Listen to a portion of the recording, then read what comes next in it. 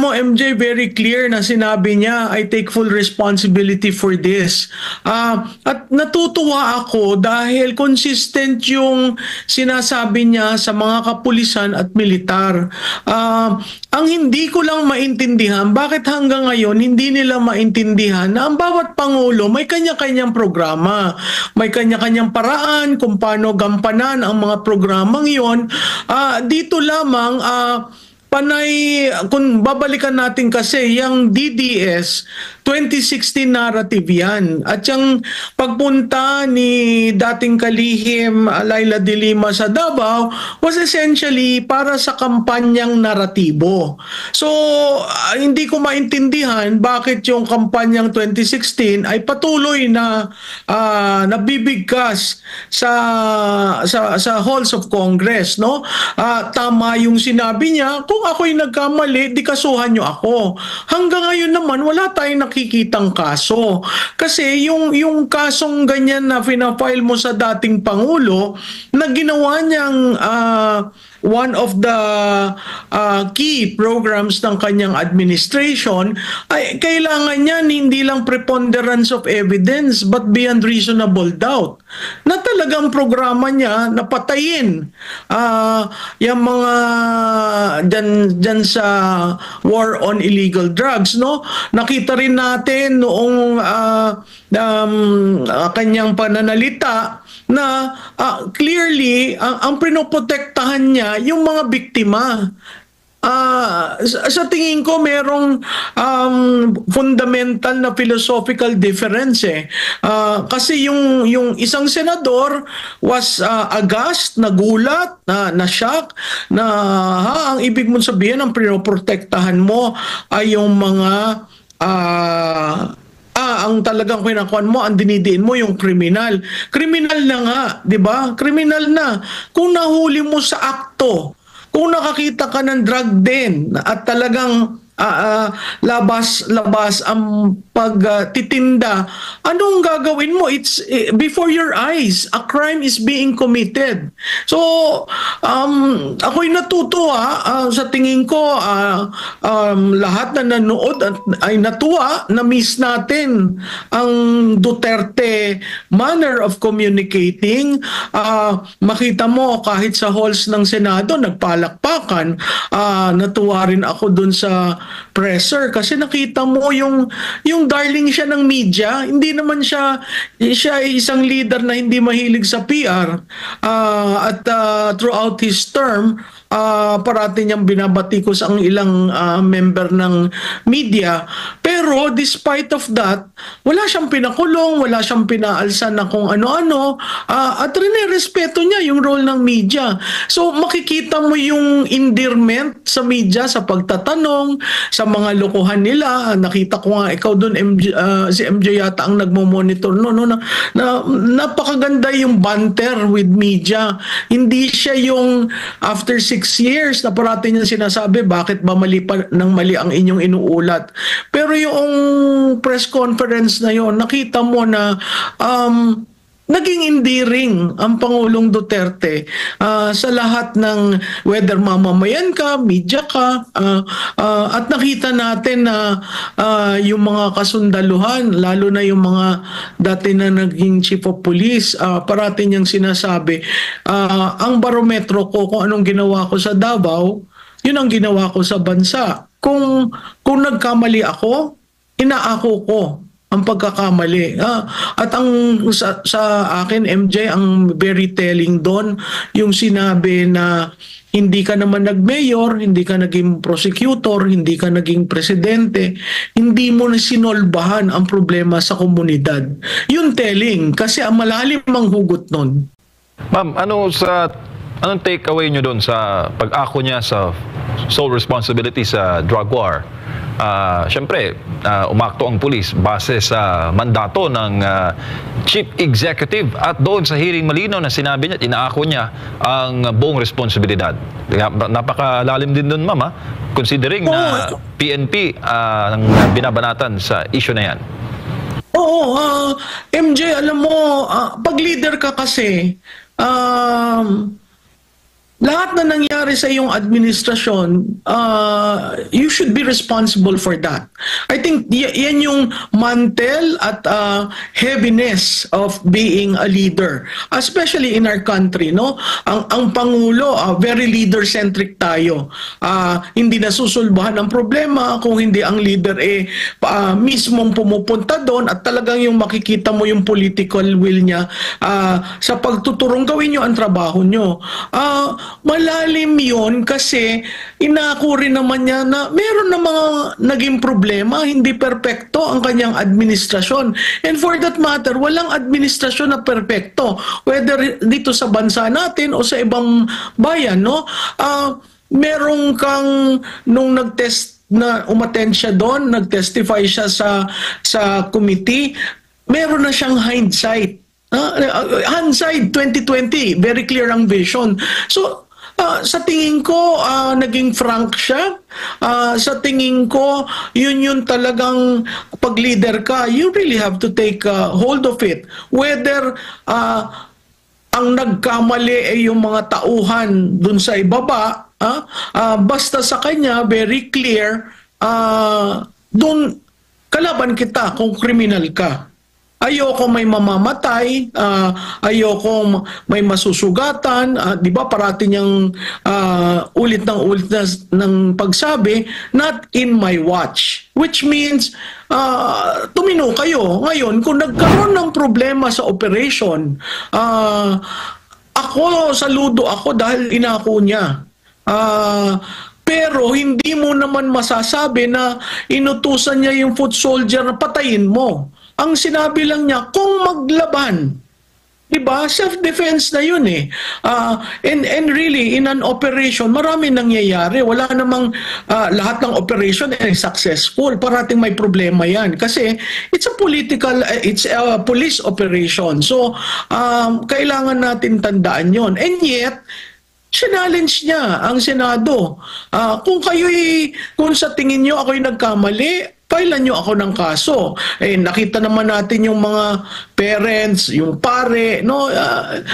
Ang akin, kung propaganda lamang yan, hindi yan uubra sa korte. Ngayon, kung meron kayong proof beyond reasonable doubt na inutos ng Pangulo na, patayin nyo si Malutikia, yun. Madali yung, anong tawag dito, madali yung desisyonan. Pero, kung ang sinabi niya, kung naglaban in an operation, di ba? Kaya nga parati niya sinasabi, bumunot ka ng baril. Lumaban ka. Kasi pag naglaban ka, ang armadong unit ng ating pamahalaan ay may right. Kaya nga binibigyan ng baril ang mga pulis, di ba?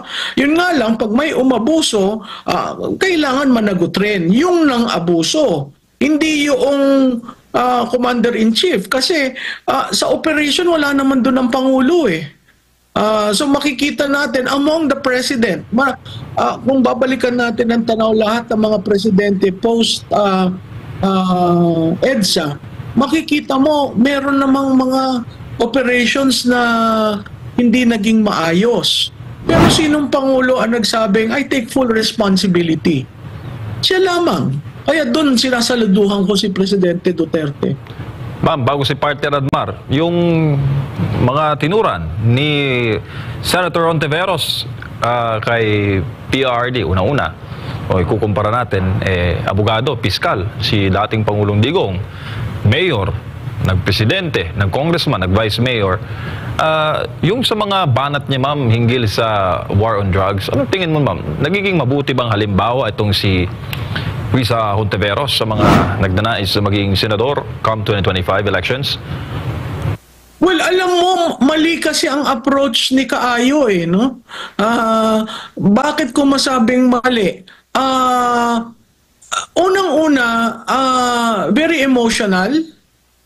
Linalagyan niya yung emotions dun sa mga kaso. Oo, may namatay, oo, may nasugatan, oo, may nawalaan ng mahal sa buhay, pero hindi yun ang sum total na nangyari. Uulitin ko, sa lahat ng operasyon, minsan may sumasablay, walang perfectong operation. At yan ginawa na, plinanado yan ng mga pulis, no? Ang pangatlo, makikita mo talaga yung philosophical difference. Si Presidente Duterte nasa side ng biktima eh. Ayaw niyang magkaroon ng biktima. Si Senator Hontiveros nasa side ng kriminal. Oo, hindi pa adjudicated by the court, pero nanlaban, anong gagawin mo? So, makikita mo yung kanyang pananalita. Siguro ang challenge na lang kay Senator Hontiveros, ang tagal na rin naman itong advokasya niya. Kung talagang merong kaso, dapat na pailan. Yun nga ang tanong kay dating Senator Laila de Lima. Tama dun si Senator Estrada. Ikaw ay isa sa pinakamalakas, pinakamakapangyarihang kalihim nung panahon ni Presidente Aquino. Bakit hindi mo final? Ako, ang sagot ko doon, kasi it was a political narrative. Kailangan nila makadiscover ng dumi ni Duterte, dalhin sa national, kasi yung 2016 was a presidential campaign season. At yung naratibong yon very, very clear para magamit noong kanilang kandidato. Mamalu, magandang gabi. Ano kaya ang nakikita mo naman dito sa magiging epekto sa darating po na halalan sa development nitong pagdalo at mga pahayag ng dating Pangulo sa Senado? Alam mo, Admar, nabuhayan ng base. At talagang hined-on niya. Considering hanggang ngayon pinag-uusapan yan sa bawat gathering, makikita mo na nandun yung pagmamahal ng tao sa kanya. Nakikita mo na respeto pa rin siya despite ng balahura na ginagawa sa Duterte. Makikita mo na leader, na yun ang leader na kailangan natin. Napakahirap yung ginawa niya kasi malapit ng eleksyon at ang mga tao naghahanap ng ibobotong kandidato. So kung ang hinahanap nila ay yung mga karakteristik na pinalakpakan, na pinakinggan, na sinusundan kay Presidente Duterte, sa tingin ko may pag-asa tayong yung tinatawag may whiff of fresh air, na ang mga tao naaalala nila ngayon, nasa back ng bawat isip ng bawat Pilipinong botante, ito yung gusto ko, sino kaya yon? So, itong stage na binigay kay Presidente Duterte at talagang pinakita niya ano ba ang pagiging pinuno. Mahalaga yan sa pagpili ng mga kandidato, whether lokal o national. No, meron na nga nagsalita na congressman na namimiss daw ng tao kaya nakinig ang mga tao. Merong mga local candidates na local chief executives na nagpalakpakan nung sinabi niya na hindi mo nasosolbahan ang mga problema sa komunidad. Meaning hindi mo alam kung anong komunidad mo, hindi mo alam ang ground mo. Merong malakas ang palakpakan ng uniform personnel. Kasi sinabi niya, huwag niyo nang ipitin yan. Huwag niyo nang balahurain yan. I will take full responsibility. At saka alam mo, Admar, ang telling, yung colonel na nagsalita, kita mo yung anguish niya sa nangyari sa kanya. Nakita mo yung usapan nila ng mag-asawa nung nangyari sa house at yung mga pinapasabi sa kanya. Ako, saludo ako doon, no? Kasi biro mo, ino-offer ka ng magiging general ka, pero ang sabi mo nga, okay na ako dito. Kisa gawin ko yung pinagagawa nyo. Yung mga ganyan, iilan lang eh. Yan, si Sir, no? Iilan lang ang matatapang dito sa administrasyon na ito. Kasi takot.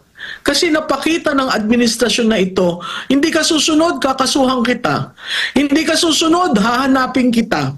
Hindi ka susunod, plantahan kita ng kung ano-ano. Hindi ka susunod, tingnan mo sa farm, nagkakagulo. Hindi kayo susunod, lalagyan ko kayo ng kaaway. So, itong politics of destruction, hindi dapat yan nalalagay sa sitwasyon natin ngayon. Pero kaya maraming tahimik at takot at hindi nagsasalita. Dahil iniisip nila, paano ako kung ako'y kandidato? Paano ako kung wala akong pondo? No? Paano ako kung hindi ako makakapagbigay ng ayuda sa aking mga constituents? So, na-perfect ng administrasyon na ito ang pananakot na you're not drawing gun, but takot sila dahil pinapakitaan ng mga ehemplo na kuminsan tayong nanunood lamang at nag-oobserba, napapailing tayo kasi talagang may mali. Prof, kumbaga parang nagising.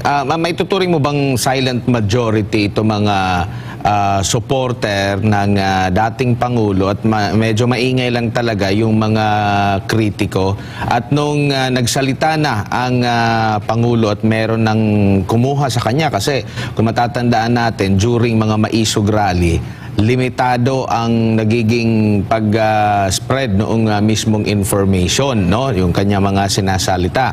Pero dito, kumbaga lahat nakatutok, no? Lahat ng media, lahat ng platform, at dito, kumbaga ito yung nagpagising na yung pagbaba sa pwesto ni FPRRD na 8 sa 10 katao, pabor na pabor at mataas yung grado na binigay sa kanya, nananatili po yun, Prof. Oo, Admar, 2 years and 4 months, ang huli niya ng pagsasalita ay sa inyo, sa SMNI, tapos nagurgur yung, yung kanyang pinaka-show, di ba? Sa tingin, hindi sa tingin, there is proof na yung mga nanood ay kasamahan dun sa mga grupong nagmamatsyag, naghihintay, nag-aabang.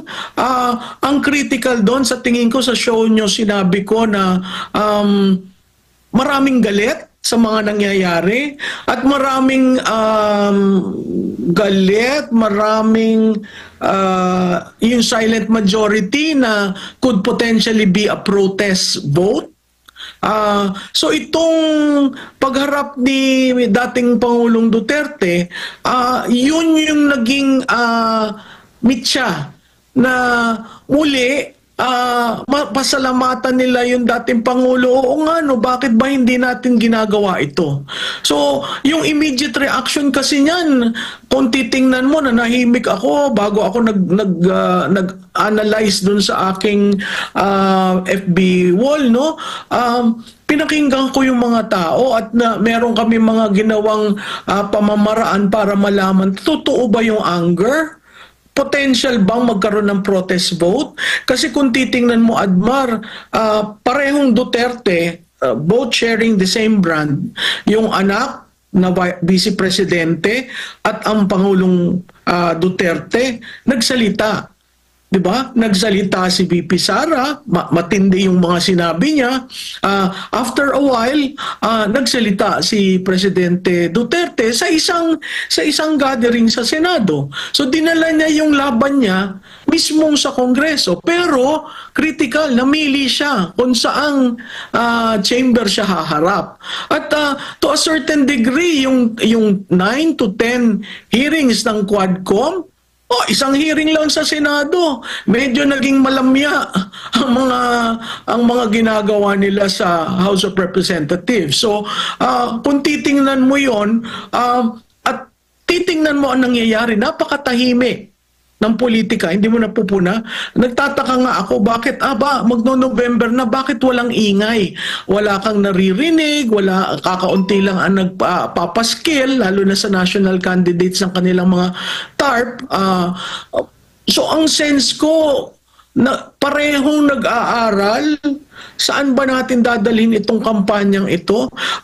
Yung aming third quarter survey, dun sa aming Senate 2025, lumalabas dun ang top endorser ay si Presidente Duterte. And that was taken before he testified in the Senate.